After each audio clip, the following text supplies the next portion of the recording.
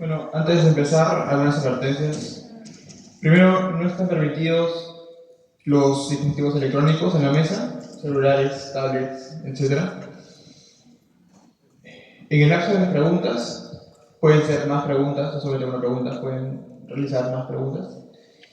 Y cualquier falla técnica relacionada con los tiempos, micrófonos o proyector deberá ser reportada inmediatamente en el momento de ocurrir por el equipo interesado, siempre que se considere que puede afectar la evaluación del jurado. ¿Todo claro? Sí, muy bien. Bien, antes de comenzar con el debate, para que los jurados puedan tener mucho más claro quién equipo es cuál, agradeceríamos por favor se pongan de pie el equipo Ratio de la Universidad Nacional de Santa. Fuerte los aplausos para ellos, por favor. Con la posición a favor de la moción. Y por otro lado, invitar a que se pongan de pie el equipo Manuel Vicente Villarán de la Universidad Nacional Mayor de San Marcos. Fuerte los aplausos, por favor, para ellos. En ese sentido, para comenzar con este gran debate, vamos a invitar a la posición a favor para que pueda iniciar con sus argumentos de apertura y para ello tienen un tiempo de 5 minutos. Cuando gusten pueden comenzar y mucha suerte.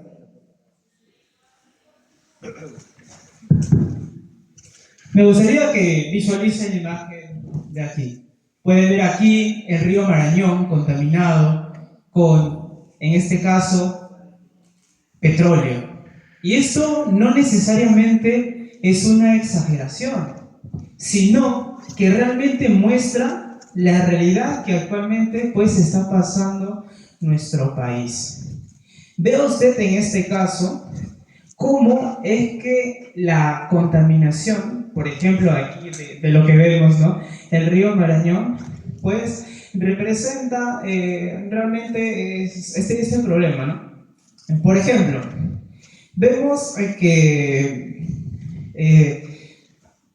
digamos, por ejemplo, vemos concentremos un poco en los países, por ejemplo, como Ecuador, como Bolivia, como Colombia, donde se está implementando realmente un interés, en este caso, del biocentrismo, que constituye la implementación, por así decirlo, de esos elementos de la naturaleza dentro, en este caso, de nuestro marco normativo. Por otro lado, vemos también cómo es que la integración de aquí al ordenamiento jurídico, ¿no?, de estos elementos realmente constituye pues algo muy favorable. Bien, siguiendo un poco acerca de esta postura, de esta disertación, vamos a entender, ¿no?, de que, por así decirlo, también, ¿no?, digamos,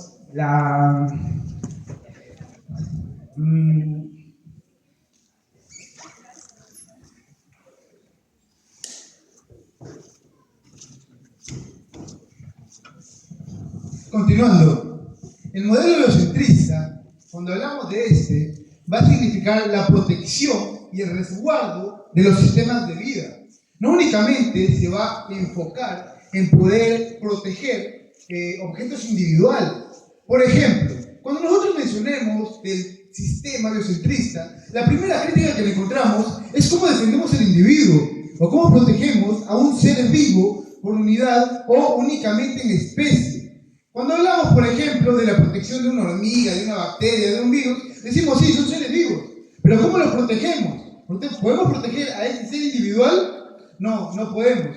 ¿Qué hace o qué te dice el modelo biocentrista? Proteger el sistema de vida.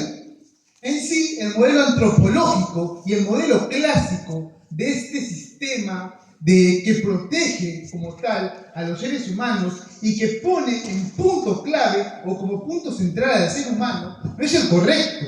¿Por qué? Estos derechos que nosotros tenemos para proteger a los seres vivos están fundamentados en el derecho ambiental. ¿Pero qué protege? ¿Qué seres vivos? Los seres vivos que nos benefician. Los únicos seres vivos que nos afectan y que nos proporcionan directamente a nosotros. Por ejemplo, protegemos el agua. Sí, porque el agua tomamos. Protegemos a los seres vivos como los animales, el ganado, que nos sirven a nosotros como alimento. Pero únicamente protegemos eso. ¿Protegemos acaso a una hormiga? ¿Protegemos a los hormigueros? ¿Protegemos a estos sistemas de seres vivos que pertenecen a una rama en la ecología? No los protegemos. ¿Por qué? Porque nuestro sistema se está quedando atrás en ello. Tenemos sistemas de países también latinoamericanos y países hermanos que tienen hasta incluso mejor biodiversidad que nosotros. Por ejemplo, tenemos el caso de Bolivia, el caso de Ecuador y de Colombia. Ellos ya han implementado y ya han buscado poner como sujeto jurídico a todo tipo de ser vivo. En Colombia vemos casos, por ejemplo, en el cual ya han puesto y ya han dado nombre al río Amazonas como un sujeto jurídico. Ya puede defenderse. Se ha dado incluso casos en el cual el río Atrapo ya se pudo defender por la construcción de una carretera.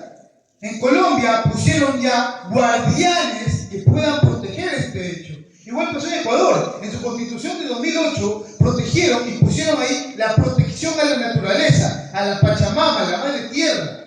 Entonces, ¿qué pasó? En un fallo del Tribunal Provincial del 2011, ellos ahí defendieron porque estaba contaminándose y estaba dañándose.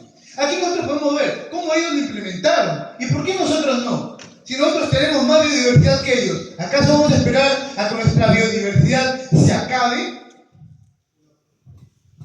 Gracias. Bien, agradecemos la participación del equipo a favor, Ratio, y procederemos a cederle la palabra al equipo con la posición en contra, Manuel Vicente Villarán, y de la misma manera tienen 5 minutos para dar sus argumentos iniciales. Adelante. Muchas gracias. Karl Marx, en su tesis 11 sobre Feuerbach, mencionaba que los intelectuales únicamente han interpretado el mundo, pero de lo que se trata es transformarlo. Yo creo que en la actualidad los pensadores y los intelectuales están tratando de transformar radicalmente el mundo, pero no lo comprenden correctamente. Público en general, muy buenas tardes. El día de hoy vamos a defender la posición contraria en esta moción y voy a articular los argumentos de manera concatenada. El primer argumento es sobre el derecho y la evolución. Históricamente, el derecho surgió como una forma de regulación económica y del comercio en los antiguos. Posteriormente fue evolucionando hasta llegar al estado actual y creo que todo el mundo va a concordar de que el derecho es un sistema que regula las conductas humanas con un fin pacificador, con un fin de resolución de controversias. Eso sirve al ser humano. ¿Y por qué el ser humano? Y aquí va el segundo argumento. El ser humano en la historia ha creado el derecho. El derecho no es más que un instrumento. ¿Pero por qué le debe servir al ser humano? Debería continuar sirviéndole. La respuesta es afirmativa. ¿Pero por qué? El ser humano, a diferencia de otros modelos de vida, de las plantas, de los animales, que también tienen importancia, no solamente siente, como siente una planta, no solamente tiene emociones o algunas razones como lo tienen los animales, sino que posee una capacidad singular, algo que lo distingue de todos los seres vivos en el planeta, que es el lenguaje. Gracias al lenguaje se ha podido descubrir el fuego, inventar la rueda, crear las tribus, las familias, crear la sociedad. Yo pregunto, ¿no es acaso autoevidente que el ser humano es distinto a todos los organismos vivientes en el mundo? La respuesta es afirmativa. Tenemos un lugar especial en el mundo y debido a esa relevancia yo considero que sí, el derecho debería continuar girando respecto a una postura antropocéntrica. El tercer punto es la imposibilidad biocéntrica. Ellos mencionan reiteradamente el biocentrismo, pero no lo definen. Básicamente el biocentrismo es la postura que considera que toda vida en la naturaleza vale por igual. No distingue entre, por ejemplo, la vida animal, vegetal, humana. Ahí creo que pusieron el ejemplo de una hormiga. O sea, básicamente una hormiga tendría el mismo valor que el ser humano. No hay jerarquías respecto al valor de la vida en la naturaleza. Y esto trae un problema. Si, por ejemplo, toda vida en la naturaleza es igual, no es jerárquica, por ejemplo, yo no podría ingerir o comer alimentos de origen animal, vegetal. Yo no podría ir a un sitio a comprar un animal, porque comprar algo significa que eso tiene valor, eso tiene mercancía, entre comillas, no tiene dignidad. Entonces, la postura biocéntrica es absolutamente impracticable en ejemplos clásicos, concretos y también sumamente extraordinarios. El cuarto punto es el referido a que, por ejemplo, hay una caricaturización de la postura antropocéntrica. Se menciona de que el ser humano solamente utiliza la naturaleza para sus propios fines, pero eso es una postura, una falacia de hombre de paja. Están agarrando algo que les conviene sobre la postura antropocéntrica, están diciendo que esa es la postura oficial y la están atacando. La postura antropocéntrica que venimos a defender acá es un antropocentrismo crítico, un antropocentrismo moderado.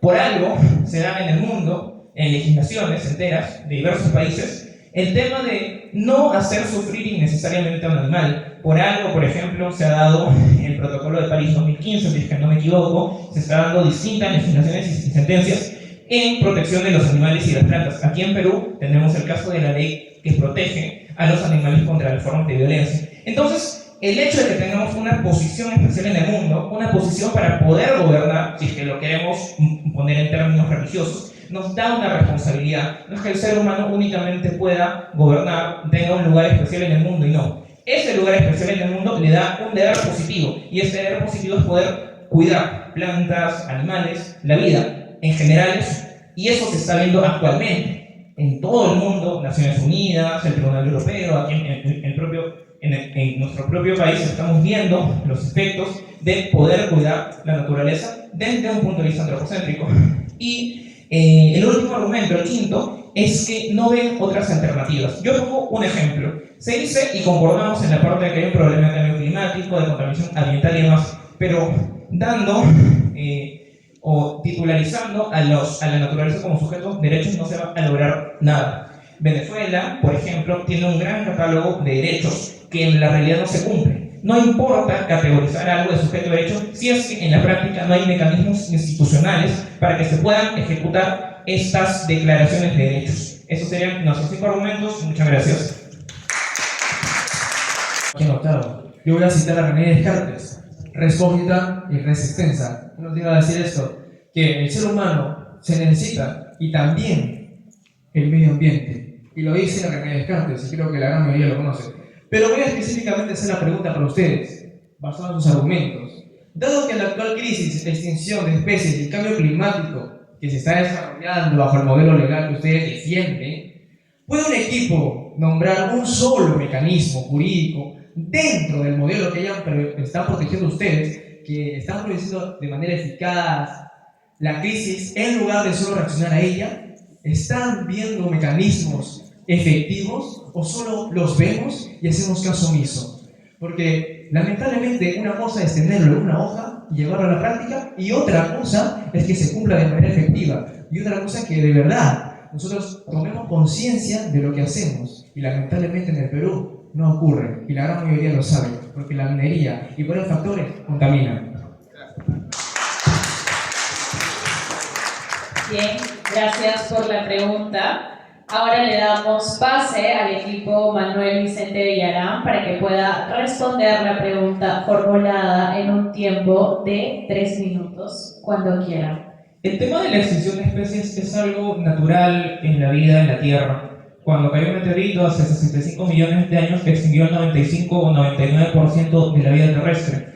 Históricamente, todos los animales o todas las especies que hemos conocido se han extinguido, o una gran mayoría de ellos. El proceso de extinción es algo natural, caballeros.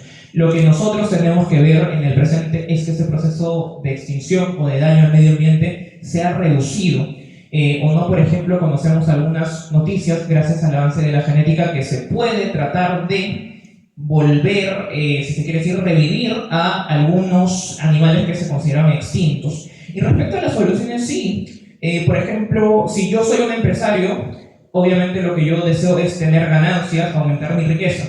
Si es que el Estado da una ley, por ejemplo, de que cada empresa que planta cierta cantidad de árboles, que cuida a cierto animal extinto, se le va a exonerar de algunos impuestos o tributos, yo creo que muchas empresas serían factibles de que puedan cuidar más el medio ambiente y a las empresas. Es un juego de lógica de beneficios que puedan tener tanto las empresas como las personas, ¿no? Se le llama análisis económico del derecho, psicología conductual. Asimismo, y ya para un caso concreto, si es que lo quieren poner en el Perú, invito a cada persona que pueda buscar al Centro de Investigaciones Looking, que es un centro que hace la llamada ecología de mercado y ha podido crear una reserva natural de manera privada, por ejemplo, en donde se preservan las especies y básicamente es un sistema más efectivo que lo que hace el Estado. Esa sería mi respuesta. Muchas gracias.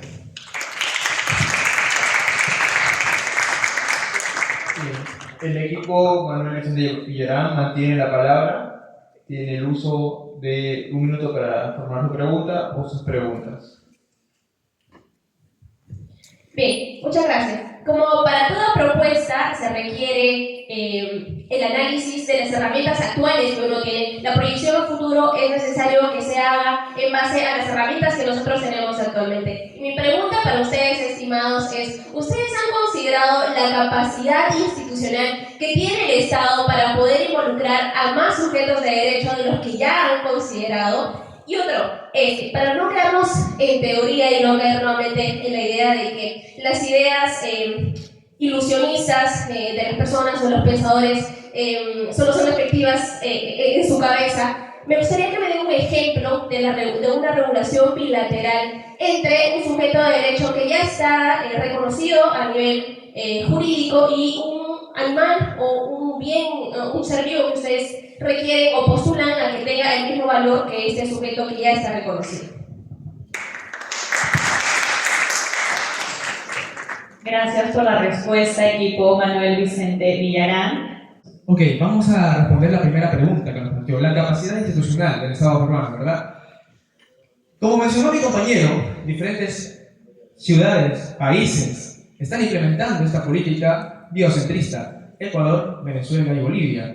¿Por qué nosotros no podemos hacerlo? Sí podemos, señores. Otra cosa es que tal vez la economía monopolizada, la economía neoliberal, no lo permita. Pero lamentablemente necesitamos eso, porque si nosotros, como el compañero dijo, recalcó algo, que toda especie se va a extinguir, entonces el ser humano también lo va a hacer. ¿De qué me sirve crear políticas antropocentristas, como dicen, si al final todos vamos a desaparecer? El fin no es que nosotros perseveremos y la humanidad siga perseverando. ¿Cómo lo vamos a hacer? A partir de modelos biocentristas. Porque nosotros dependemos de la naturaleza, señores. Nosotros sin eso no podemos vivir. Marte, tenemos las condiciones necesarias. No, hasta ahora no las tenemos completas. Esa sería mi respuesta a la primera pregunta. Muchas gracias.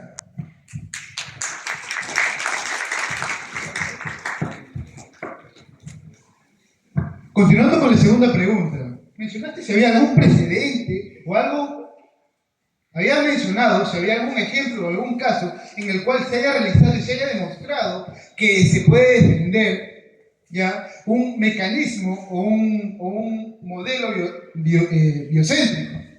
En este caso, tenemos, y yo lo había mencionado, el caso de Ecuador. En Ecuador, ya en su constitución de 2008, ellos habían planteado que la madre naturaleza se cuida y se protege. Esta tiene voz y voz, voz propia, ¿no? ¿Y cómo se demostró esto? Mediante el Tribunal Provincial, en el año 2011, se protegió el río, el cual estaba siendo contaminado por unas carreteras que estaban construyéndose. Este río estaba siendo destruido.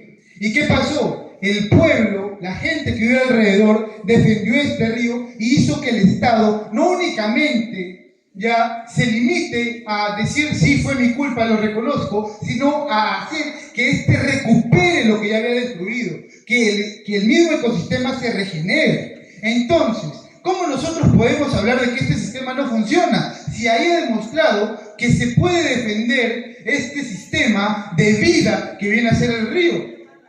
Además, también tenemos casos como en Colombia. En Colombia también se defendió. Se defendió porque la contaminación estaba horrible. Estaban maltratando ríos. El Amazonas lo consideraron. El Amazonas, río que también tenemos nosotros.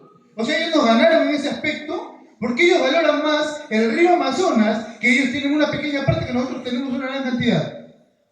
¿Acaso será porque ellos vieron más allá? Eso es todo, muchas gracias.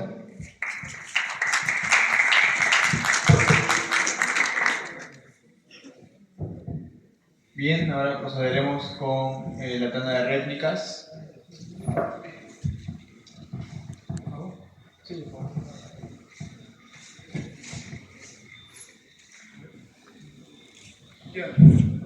Quisiera empezar mencionando que mencionó mi compañero al principio que el derecho ya no debe cambiar de forma radical y que nosotros involucrar un modelo biocentrista sería algo, ¿no?, radical, una idea demasiado revolucionaria. Pero, ¿qué hubiera pasado si de esta forma hubieran seguido pensando los romanos? Al no querer darle o al no querer proporcionarles derechos a la gente que era convertida en esclavo. ¿O qué hubiera pasado si en Europa ya hubieran seguido teniendo a los negros como esclavos? Disculpando la palabra, obviamente. Entonces, ¿acaso eso no sería una idea radical? Sin embargo, ahora, en la actualidad, ¿nosotros vemos eso como una idea radical? ¿Acaso los compañeros, o nuestros parientes, amigos y demás que tienen estos aspectos físicos, nosotros no los consideramos como personas? Entonces, ¿por qué nosotros podemos decir que esta es una idea que no puede funcionar? Una idea demasiado radical, que no tiene precedente. Si ya se demostró que esto funcionó y que en su momento así se dio. Asimismo, nosotros podemos mencionar el hecho que mencionó ya de la plantación de árboles, ¿no? Mencionó que un modelo o algo que podría servir sería que las empresas, para que puedan, ¿no?, seguir con sus tales, seguir con sus actividades, plantaran árboles. Ahora, él mencionó que debería, pero eso no está plasmado. Actualmente el Estado no le pide a una empresa que tala árboles de forma indiscriminada talar la misma cantidad de lo que lo tala o más para poder regenerar esta zona. Entonces, ¿de qué estamos hablando? ¿De cosas que no se dan? Continuemos. Asimismo, nosotros hablamos de un modelo biocéntrico, pero el modelo biocéntrico enfocándonos en los sistemas de vida. Mencionó también de la jerarquización. Obviamente, el sistema biocéntrico no busca una jerarquización ni ponderar una vida por la otra, sino lo que busca es que el ser humano esté entramado de igual forma en la naturaleza como todos. Sabemos que una sola persona, ya como tal, es parte de la naturaleza y todos nosotros somos parte de esta. ¿Qué hacemos nosotros para protegerla? A ver, continuando con otro argumento que mencionó mi compañero, dijo que nosotros, o que el derecho se creó para utilizar lo que nos sea conveniente y que utiliza la naturaleza para sus fines. Ahora, ¿qué decimos nosotros cuando, por ejemplo, nosotros nos acabamos con toda la naturaleza? Nos quedamos únicamente con lo que nos sirve. Sabemos que la población crece. Nosotros tenemos hijos, vamos a tener hijos. Nuestros hijos van a tener hijos. ¿Y qué les va a quedar a ellos? Si únicamente nos centramos en lo que nos beneficia ahora. ¿Acaso de qué sirve nosotros centrarnos en un modelo antropocéntrico que se enfoque únicamente en darnos derechos a nosotros si nuestros hijos o nuestros descendientes no van a tenerlos, no van a tener dónde gozar? Recordemos que filósofos como Hans Hess mencionaba que para nosotros, o que el fin del derecho ya era la protección del ser humano.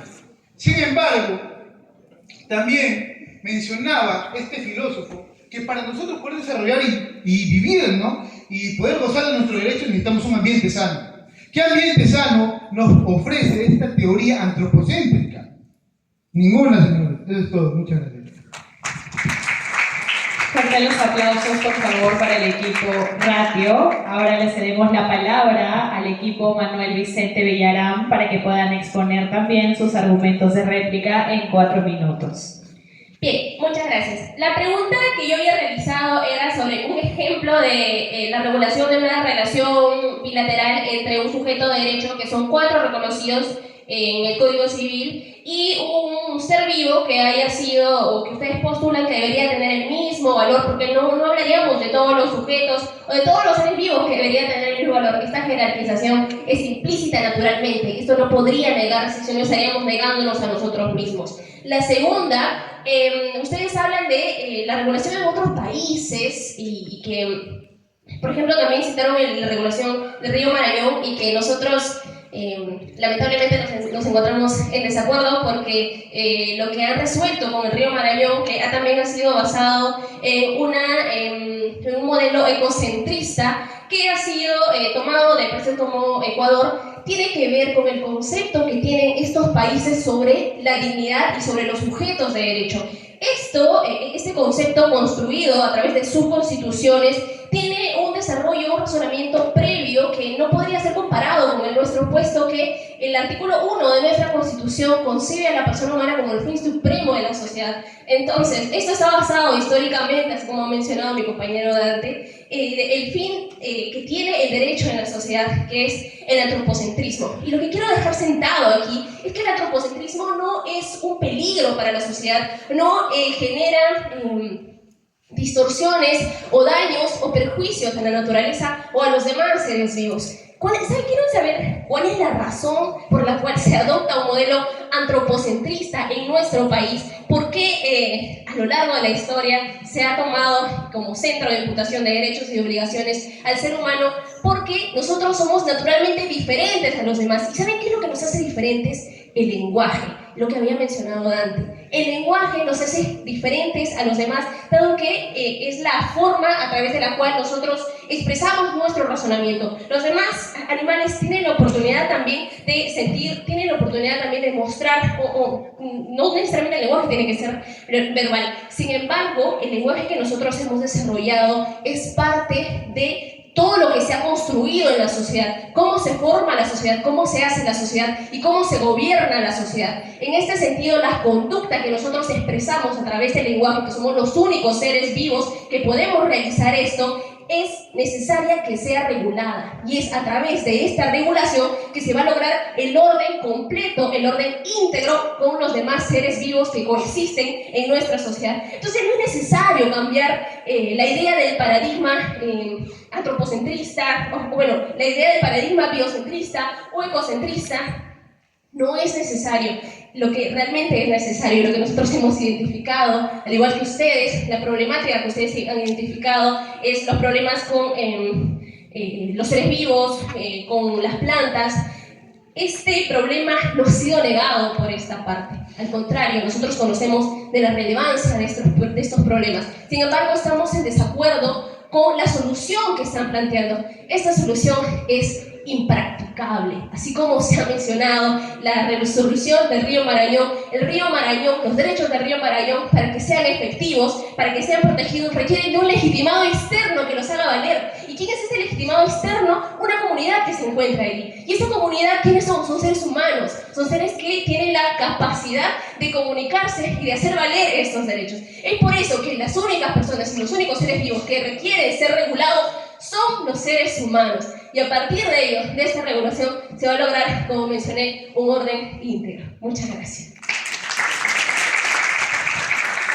Obviamente coexistía ahí, y claramente, si bien es cierto, actualmente en nuestro país no existe un marco normativo que explique cómo es que las personas, o en este caso cómo es que ciertos ecosistemas pueden ser considerados sujetos de derecho, pero vemos que aún así esto sigue siendo un avance no solo para la doctrina, sino también para la jurisprudencia en nuestro país. Diversos países, como ya lo hemos mencionado, Ecuador, Colombia y también Bolivia, están asimilando un poco ese tema del biocentrismo. Quedarnos en la ideología que simplemente el derecho fue creado y solo es para el hombre, sin extender un poco más allá de lo que puede limitarse, no necesariamente lo hace malo. Entonces también es importante hablar acerca, ¿no?, de cómo es que definamos un poco cómo es el antropocentrismo, ¿no? Concibe pues de que el hombre tiene, digamos, una capacidad intrínseca, pero también los diferentes seres vivos que coexisten en nuestros ecosistemas también tienen capacidad intrínseca. Entonces, bajo ese concepto nosotros podemos decir que pues en realidad sí es necesario, porque así como el derecho es dialéctico, también podemos entender que los diferentes ecosistemas y diferentes seres vivos también pueden ser comprendidos pues como sujetos de derechos. El tema aquí es el siguiente, que a pesar de que estos seres vivos no tengan quizás capacidad de hablar, de expresarse, también es importante entender que la naturaleza, así como no tiene esa capacidad de hablar, puede hacerlo a través de una representación, puede hacerlo a través, digamos, de representar mediante un tercero, ¿no?, asimilándose o permitiéndose esa capacidad de que pues, puedan ser considerados como sujetos de derecho, ¿no? Muchas gracias. Fuertes los aplausos, por favor. Presentado, dado que he hecho muchas anotaciones para refutar y reafirmar nuestra posición. En una parte anterior se mencionó de que ¿podemos ir a un modelo biocéntrico? Sí, sí podemos, pero el tema acá es que no todo lo que se puede hacer se debe hacer. El por qué se debe hacer debe responder a argumentos, y los argumentos en contra los hemos dado a lo largo de esta disertación. Yo esperaba al menos una refutación basada en argumentos, pero no basada en falacias, y voy a detectar 3 falacias que, dicho sea de paso, van a ser reafirmar nuestros primeros argumentos. El primero se menciona de que el ser humano también se extingue. Yo en ningún momento he tratado de decir eso. Yo he dicho que hay especies que se han extinguido, que la extinción es un proceso natural, pero que dentro de ese proceso en el cual ahora nosotros estamos enmarcados, el proceso de la evolución en la Tierra, nosotros tenemos un puesto especial, tenemos una responsabilidad especial, y estamos actualmente actuando con legislación, con protección animal, con protección al medio ambiente, con protección al cambio climático, entre otras cosas. Luego, se menciona el tema del Amazonas, y aquí va con relación al quinto argumento que yo puse. La empresa Petroperú anualmente es la empresa que más contamina en el Amazonas. Si es que me dan a elegir, yo personalmente prefiero resolver el problema de la contaminación de Petroperú y de las otras empresas antes de darle titularidad de derechos, por ejemplo, al Amazonas y demás. Creo que todo el mundo está de acuerdo en que hay que resolver el problema de la contaminación de petróleo, mercurio y demás. Pero esto no necesariamente nos tiene que llevar a girar a un modelo biocéntrico. Luego se mencionó el tema de la historicidad y de Roma, de los esclavos, pero a ver, creo que sí se han dado cuenta de que los esclavos, las mujeres, son seres humanos. O sea, históricamente, desde hace 2500 años que existe, o bueno, que se da el derecho desde la romanística hasta la actualidad, todo siempre ha girado en torno al ser humano. Nosotros defendemos que no se debe cambiar de paradigma. Y después se menciona el tema de las empresas. Yo recuerdo el tema de las personas jurídicas y las empresas. Ya se habla de empresas hace 500 años. Si no, recordemos Cristóbal Colón, con quienes salió y que formó una empresa para venir acá a América, ¿no? Entonces, el tema de las empresas se discute desde hace 500 años, de las personalidades jurídicas, de las sociedades y demás. Y por último, nosotros consideramos que los problemas que ustedes mencionan son reales. ¿Los debemos tratar? Sí. Pero el tratar estos problemas se tiene que hacer con razón, con argumentos y con mesura, sobre todo. Ante cualquier nueva idea que venga, no se tiene que ceder, se tienen que ver primeramente los argumentos, las razones, la viabilidad de esto, y en base a eso decidir. Muchas gracias.